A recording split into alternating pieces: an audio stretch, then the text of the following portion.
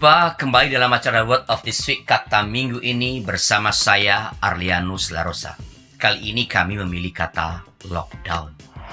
Pesatnya penyebaran COVID-19 ini telah membuat beberapa orang atau beberapa tokoh masyarakat mengusulkan agar pemerintah Republik Indonesia segera menerapkan kebijakan lockdown.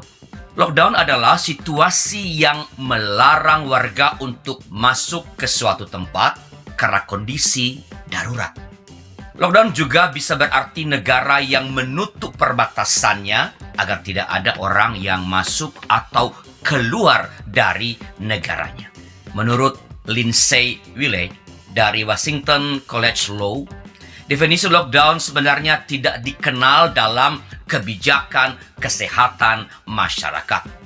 Dalam pengertian umum, definisi lockdown sendiri terlalu luas karena mencakup karantina, pembatasan akses ke ruang publik, meliburkan sekolah, hingga menutup akses satu daerah dalam waktu tertentu. Negara Italia, Cina, dan beberapa negara lain telah mengambil keputusan lockdown karena semakin meluasnya penyebaran wabah COVID-19. Sementara negara-negara seperti Singapura, Jepang, dan Korea Selatan mengambil strategi yang berbeda untuk menangkal COVID-19 ini. Perdana Menteri Singapura Lee Hsien Loong mengungkapkan bahwa fokus penanganan kesehatan adalah warga lansia karena mereka yang paling rentan terkena COVID-19. Pembatasan perjalanan dari WNA di banyak negara dan penundaan sementara acara keagamaan pun dilakukan oleh Singapura. Kontrol perjalanan yang ketat dan protokol untuk mengidentifikasi orang yang sakit juga dilakukan. Demikian juga pelacakan terhadap siapa saja orang yang pernah berinteraksi dengan pasien positif corona.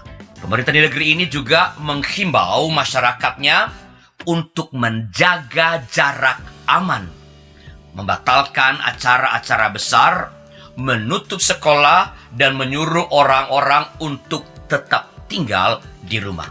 Cara ini terbukti berhasil menekan angka infeksi baru sehingga tidak ada lonjakan kasus yang signifikan yang dapat membebani rumah sakit dan lembaga-lembaga kesehatan lainnya. Negara Jepang lebih melakukan upaya klaster dan penelusuran riwayat kontak korban dibandingkan lockdown.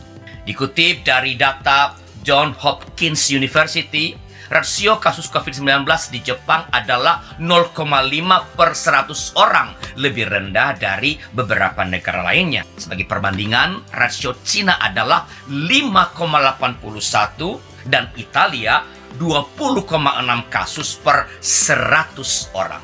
Korea Selatan sempat mengalami lonjakan kasus COVID-19 yang cukup pesat dalam beberapa hari terkait penyebaran yang terjadi di antara para jemaat salah satu gereja di negeri itu. Bahkan akibat tingginya lonjakan, negara itu sempat menjadi negara dengan kasus penyebaran corona terparah di luar negeri Cina.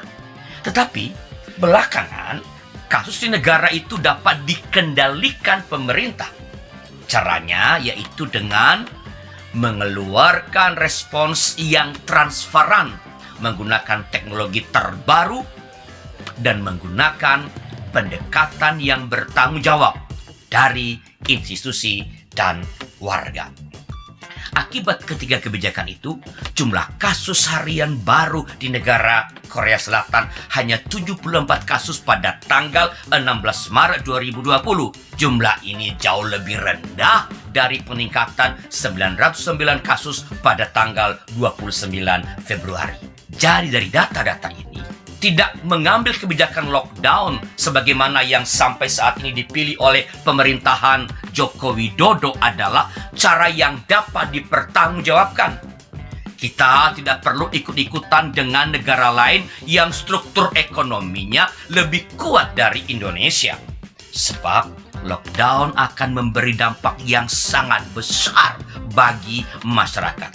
Selain akan membuat ekonomi kita akan terpuruk, di sisi politik, lockdown berpotensi melahirkan konflik sosial karena terkait dengan suplai kebutuhan masyarakat seperti makanan, obat-obatan, dan lain sebagainya. Kepanikan akan terjadi di banyak tempat, membuat orang melakukan penarikan uang di bank untuk membeli barang-barang kebutuhan pokok. Likuiditas bank terancam kering, sementara panic buying memperparah stok persediaan bahan pangan. Kita perlu belajar dari pembelian barang bermotif ketakutan yang terjadi di beberapa wilayah Jakarta di saat pemerintah mengumumkan pasien corona pertama. Yang paling kena dampak dari kebijakan lockdown adalah masyarakat kelas bawah. Mereka yang berteriak tentang kebijakan lockdown tentu saja tak akan merasakan kesulitan kalau kebijakan lockdown itu diterapkan. Sebab apa?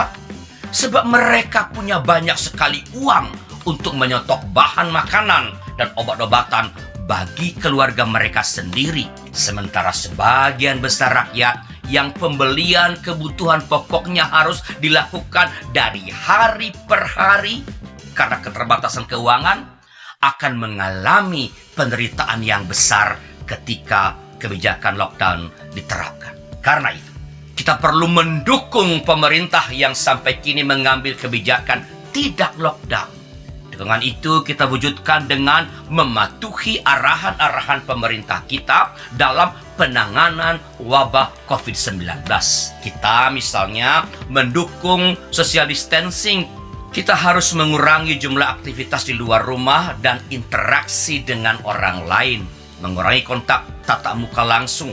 Langkah ini termasuk menghindari pergi ke tempat-tempat yang ramai dikunjungi seperti supermarket, bioskop, dan stadion.